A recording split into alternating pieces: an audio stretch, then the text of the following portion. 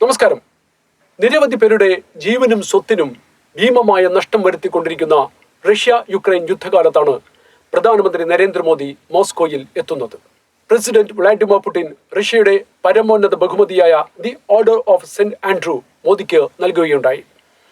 ഔദ്യോഗിക കൂടിക്കാഴ്ച തുടങ്ങുന്നതിനു മുമ്പ് യുദ്ധത്തിൽ സംഭവിക്കുന്ന സമാനതകളില്ലാത്ത നഷ്ടത്തെക്കുറിച്ചും നിരപരാധികളായ കുട്ടികളുടെ മരണത്തെക്കുറിച്ചും പ്രതിപാദിച്ച മോദി റഷ്യയുടെ മിസൈൽ യുക്രൈനിലെ കുട്ടികളുടെ ആശുപത്രിയിൽ പതിച്ചതിനെതിരെ പുടിനെ സാക്ഷിയാക്കിക്കൊണ്ട് തന്നെ ശക്തമായ ഭാഷയിൽ പ്രതികരിച്ചു. തോക്കുകളുടെയും മിസൈലിന്റെയും നിഴലിൽ സമാധാന ചർച്ചകൾ നടത്തുവാൻ സാധിക്കില്ല എന്നും ഇന്ത്യൻ പ്രധാനമന്ത്രി തറപ്പിച്ചു പറയുകയുണ്ടായി.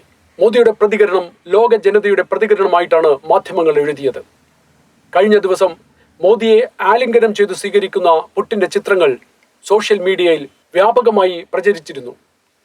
ഉക്രൈൻ പ്രസിഡന്റ് വ്ളാഡിമിർ സെലൻസ്കി ഇതിനെക്കുറിച്ച് എക്സിൽ കുറിച്ചത് ഇങ്ങനെയാണ്: ഈ ആലിംഗനം നിരാശാജനകമാണ്.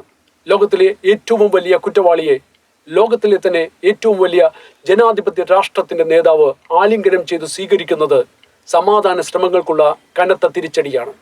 റഷ്യയുടെ മിസൈൽ ആക്രമണത്തിൽ 3 കുട്ടികളടക്കം 37 പേരാണ് ഉക്രൈനിൽ കൊല്ലപ്പെട്ടത്. 100 കെട്ടിടങ്ങൾക്കെങ്കിലും പൂർണ്ണമായ നാശനഷ്ടങ്ങൾ സംഭവിച്ചിട്ടുണ്ട്.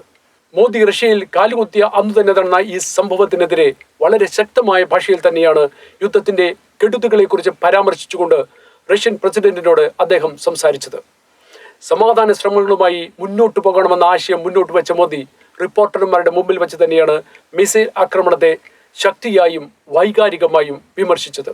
മോദി മൈ ഹേർട്സ് ബ്ലീഡ്സ് എന്ന് പറഞ്ഞതും റഷ്യയുമായി സൗഹൃദം തുടരുമ്പോഴും അവരുടെ തെറ്റായ രീതികളെ വിമർശിക്കുക തന്നെ ചെയ്യും എന്ന് വ്യക്തമാക്കിക്കൊണ്ട് തന്നെയാണ്.